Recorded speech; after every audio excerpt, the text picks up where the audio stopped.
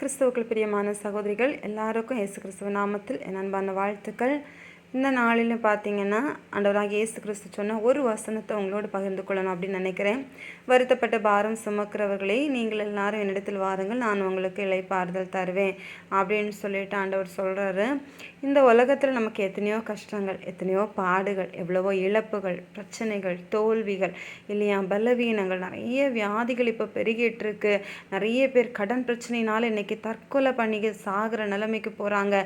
சில வியாதிகளை தாங்க முடியாமல் சாகிற நிலைமைக்கு போகிறாங்க.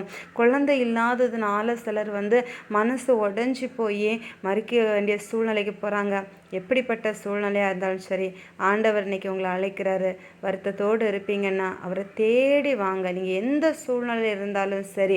ஹல்லேலூயா. ஒருவேளை உங்கள் பலவீனமாக இருக்கலாம், உங்களுக்கு என்ன ஒரு யூரின் பிரச்சனை, இன்ஃபெக்ஷன்ஸு, வயிற்று பிரச்சனைகள், இல்லைன்னா மூட்டு வலிகள், சுகர் பிரச்சனை, பிபி பிரச்சனை, ஹல்லேலூயா. உங்கள் தலை முடி உதிருதுன்னா கூட அதை கூட ஆண்டவருக்கு தெரியுமா? ஒரு மயிர் கூட நம்ம தலையிலேருந்து விழுறது அவருக்கு தெரியாமல் விழாதுன்னு வேதத்தில் சொல்லப்பட்டிருக்கு.